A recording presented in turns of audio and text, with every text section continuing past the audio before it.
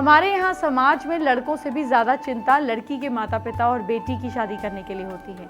बेटी सियानी हुई नहीं कि उसकी शादी के रिश्ते देखना शुरू कर देते हैं, लेकिन कई बार ऐसा होता है कि सालों साल रिश्ता देखने के बाद भी आपकी लड़की की शादी के योग नहीं बनते। तो आपको क्या करना है, ये उपाय जान लीजिए, क्योंकि ये सवाल बहुत सारे लोग मुझसे पूछते हैं। इसीलिए मैंने सोचा आज शादी की इतनी सारी बात हो ही रही है तो ये उपाय भी बता दूँ।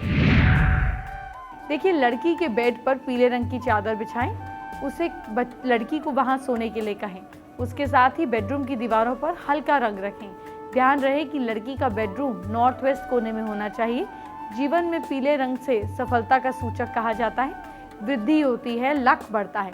लड़की की शादी में पीले रंग का ज़्यादा से ज़्यादा यूजेज करिए, क्योंकि ऐसा माना जाता है कि लड़की ससुराल में सुखी रहेगी। शादी में कोई भी विघ्न नहीं होंगे और शादी जो है ये शुभ तरीके से संपन्न होगा। देखिए, शादी में इसीलिए आपने देखा है पीले रंग की हल्दी का उपयोग होता है, क्योंकि हल्दी को गणेश जी की उपस्थिति माना जाता है।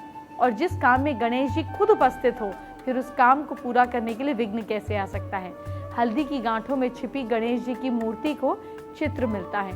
लक्ष्मी अन्नपूर्णा की हरिद्रा कहलाती है। आपने देखा था ना कि नीता अंबानी और मुकेश अंबानी ने अपने बेटे और बेटी की शादी थोड़े थोड़े समय के गैप में की, लेकिन आपने नोट किया होगा कि पहले बेटी को विदा किया और फिर उसके बाद बेटे की शादी की। लेकिन ऐसा क्यों किया, आइए आपको बताती हूँ।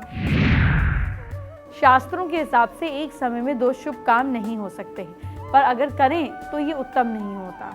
ऐसे में बेटे और बेटे दोनों की शादियों लायक अगर हो चुके हैं तो पहले बेटी की शादी करनी चाहिए और फिर बेटे की शादी करनी चाहिए, क्योंकि बेटे की शादी के 6 महीने बाद तक आप बेटी की विदाई घर से नहीं कर सकते हैं।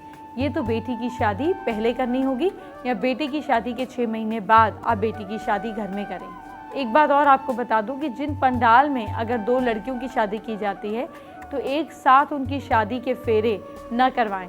उनकी शादी के फेरे अलग अलग समय पर करवाएं। हो सके तो एक शादी पूरी होने के बाद ही दूसरी शादी शुरू करवाएं।